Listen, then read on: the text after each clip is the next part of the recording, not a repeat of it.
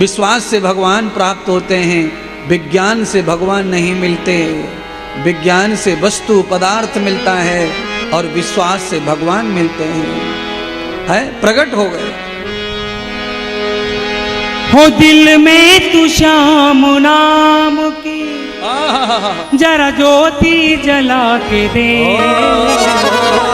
आएगा आएगा आएगा मेरा सांवरा दिल से बुला के। आएगा मेरा सांवरा दिल से बुला के दे। वो दिल में तू श्याम नाम की। हाँ दिल में तू श्याम नाम की। वो दिल में तू श्याम नाम की। दिल में तू श्याम नाम की जरा ज्योति जला के दे। आएगा आएगा आएगा मेरा सांवरा दिल से बुला के। आएगा मेरा सांवरा दिल से बुला के दे।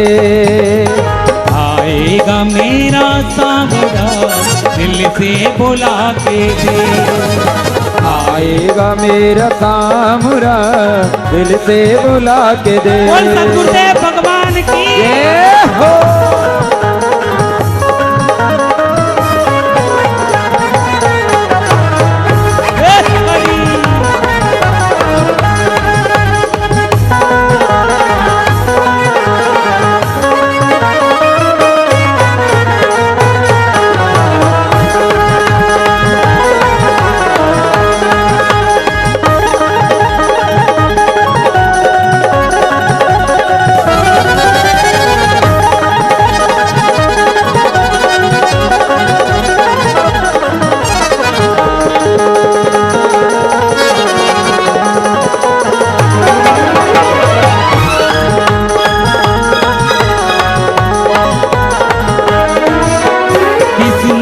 ताले खोले ना काना के हाथ है।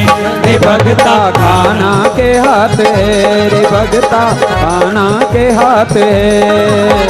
एक तेरे कष्ट में इतना पलवर की बात है। रे भगता पलवर की बात है। रे भगता पलवर की बात है। किस्मत के ताले खोलेगा। किस्मत के ताले खोलेगा। वो किस्मत के ताले खोलेगा।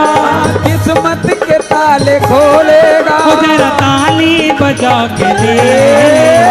आएगा आएगा आएगा मेरा सांवरा दिल से बुला के। आएगा मेरा सांवरा दिल से बुला के दे। वो दिल में तू श्याम नाम की। दिल में तू श्याम नाम की। वो दिल में तू श्याम नाम की जरा ज्योति जला के दे। आएगा आएगा आएगा मेरा सांवरा दिल से बुला के दे। आएगा मेरा सांवरा दिल से बुला के दे।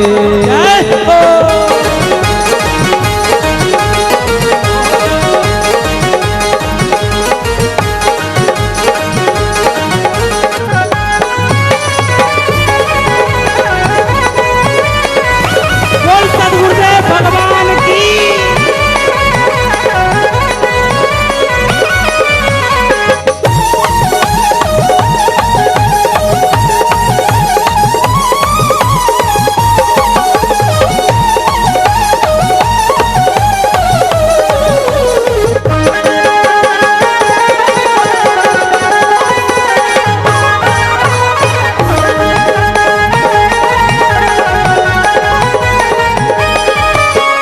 होगा असर दुआ में तो बोलेगी मूर्ति। रे भगता बोलेगी मूर्ति। रे भगता बोलेगी मूर्ति। जीवन में जो कमी है कर देगी पूर्ति। रे भगता कर देगी पूर्ति। रे भगता कर देगी पूर्ति। भक्तों अगर यकीन हो भक्तो यकीन हो, वो भक्तों अगर यकीन हो, भक्तो अगर यकीन हो, तो अजमा के देख ले। आएगा आएगा आएगा मेरा सांवरा, दिल से बुला के आएगा मेरा सांवरा, दिल से बुला के दे। आएगा मेरा सांवरा, दिल से बुला के दे। आएगा मेरा सांवरा, दिल से बुला के दे। हो दिल में तू श्याम नाम की, ओ दिल में तू श्याम नाम की, हो दिल में तू श्याम नाम की, हाँ दिल में तू श्याम नाम की। जरा ज्योति जला के दे।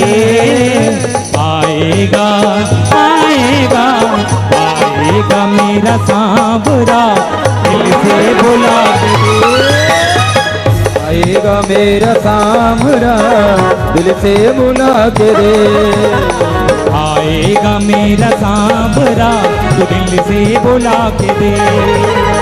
आएगा मेरा सांवरा, दिल से बुला के दे। भगता दिल से बुला के दे, के भगता दिल से बुला के दे।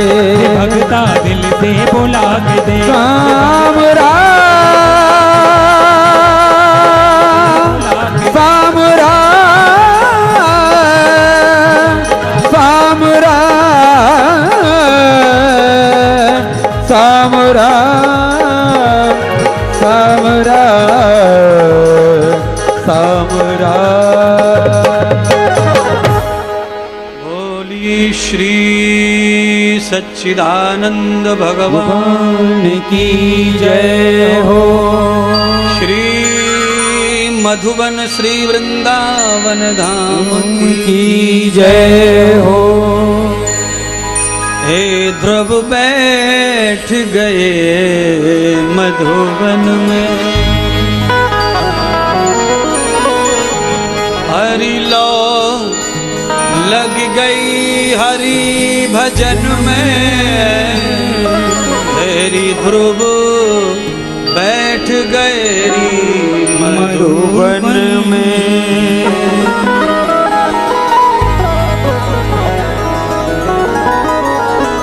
यदत्तरं त्वया दृश्यं भवन्ते योगदर्शनम्। बालक ध्रुव के मन में तो कोई विशाच नहीं था और ना ही कोई वासना थी। 5 वर्ष का बालक, उपासना का हृदय, उपासना का तन, अंदर और बाहर परमात्मा की छवि प्रकट हो गई।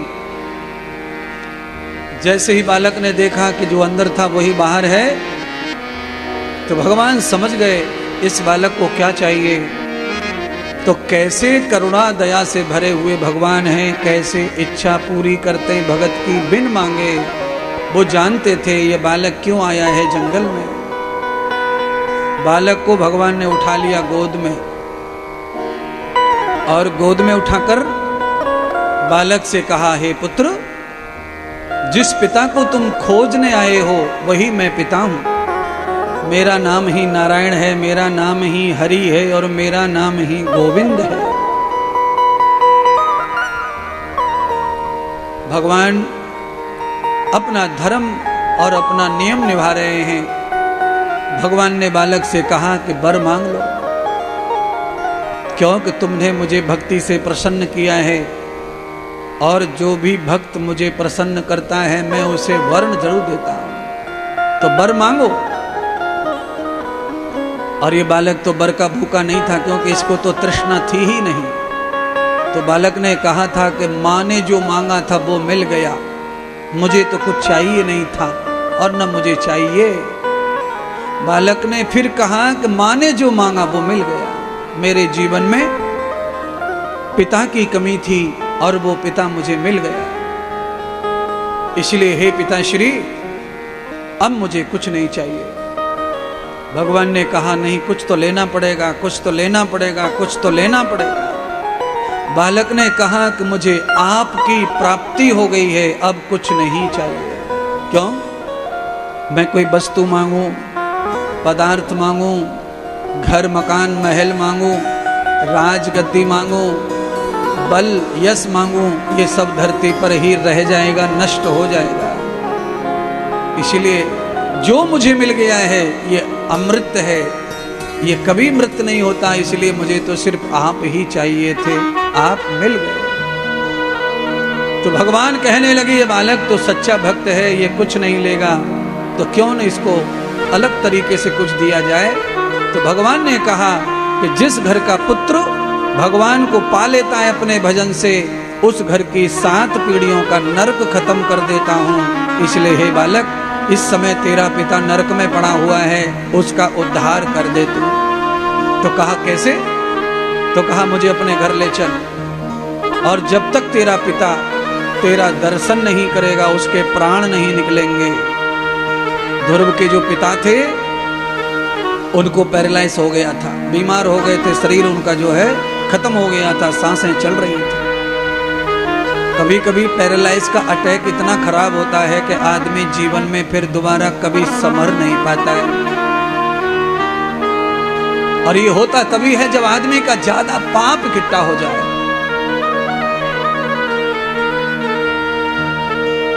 छोटा अटैक आया, ठीक हो गया, छोटा स्ट्रोक आया, ब्रेन में ठीक हो गया, तो ये संकेत है कि अब सुधर जाओ, सुधर जाओ, सुधर जाओ।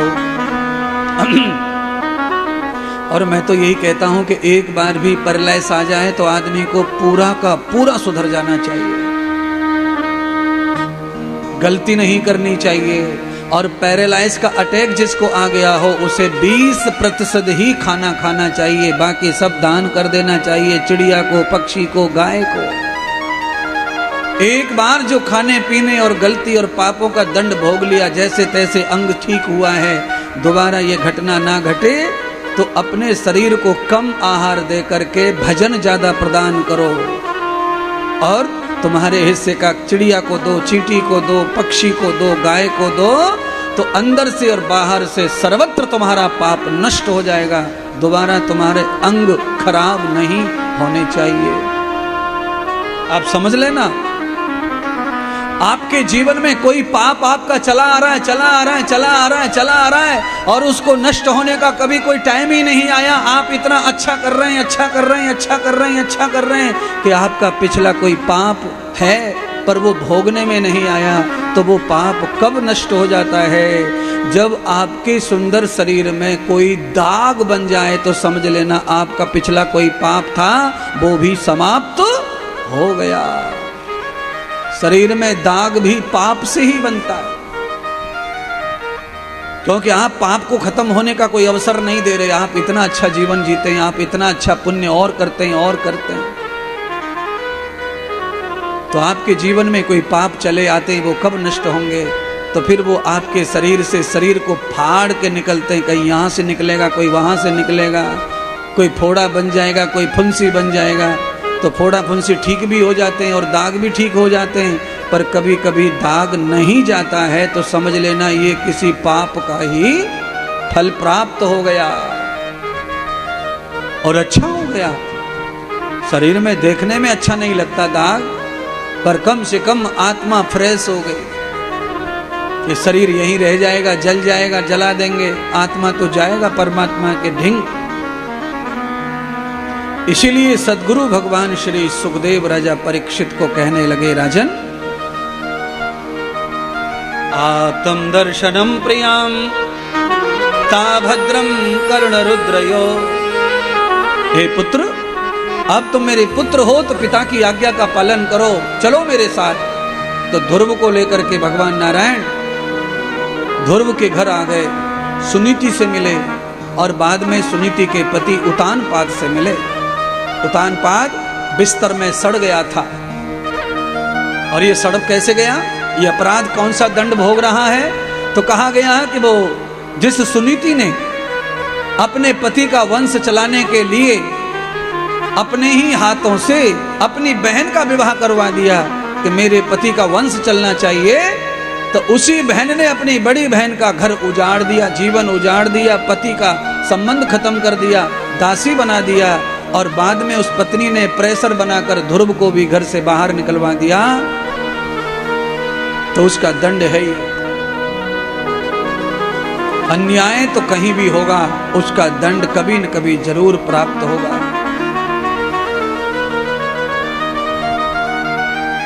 सत्पुरुष कह रहे हैं भगवान सुखदेव, राजन आज भगवान ने जैसे ही आकर के दर्शन दिया और भगवान को घर लाने वाले पुत्र का दर्शन किया उतानपाद ने, तब ही परमात्मा ने पुत्र की भक्ति से प्रसन्न होकर उसके पिता को अपने चरणों में जगह प्रदान कर दी और वो नश्वर नरकीय शरीर त्याग कर आत्मा परमात्मा में विलीन हो गई, मुक्ति प्राप्त हो गई ध्रुव के पिता को। इसीलिए कहते हैं कि पुत्र से पिता और माता का उद्धार होता है, पर पुत्र से उद्धार तब होता है जब ध्रुव हो। अगर बालक ध्रुव नहीं है तो इंजीनियर डॉक्टर से फिर उद्धार नहीं है। वो क्या करेंगे, ज्यादा से ज्यादा धन ही कमा के देंगे, गाड़ी बड़ी खरीदवाएंगे, बड़ा बंगला बनवाएंगे, 4 नौकर रखवा देंगे, बस इतना करेंगे। पर कल्याण कैसे होगा? कल्याण तो तभी होगा जब आपकी संतान भगवान को लेके आ जाए अपने भजन से और आकर अपने माता पिता के सामने खड़ा कर दे, उद्धार करो मेरे माँ बाप का। तालियां बड़ी मरी मरी सी बजी हैं, क्या बात है? क्यों तालियां इसीलिए मरी मरी बजी हैं क्योंकि सबको पता है कि हमारे घर में तो राक्षस है हमारा बेटा, तो न वो भजन करेगा, न भगवान आएंगे, न उद्धार। तो मन अंदर से ही मन नहीं होगा तो कैसे ताली बजेगी?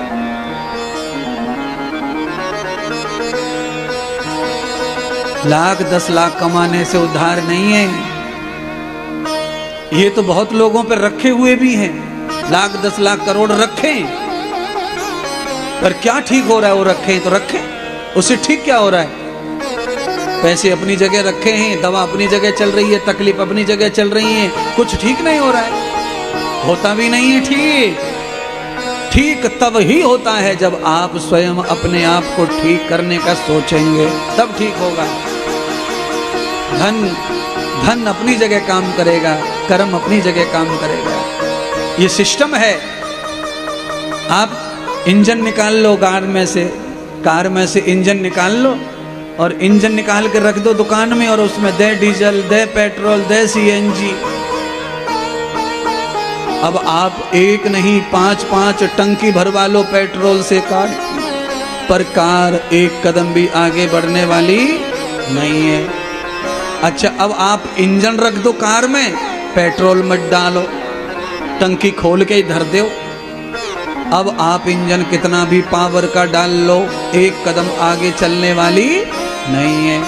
अच्छा, डीजल भी डाल दो, इंजन भी डाल दो और गियर बक्सा निकाल के रख दो, अब कितना भी हूं करवा लेना धुआं, पर एक कदम आगे बढ़ने वाली नहीं है। कुल मिलाकर गाड़ी को चलाने के लिए जितनी चीजें जरूरी हैं वो सब परफेक्ट होनी चाहिए।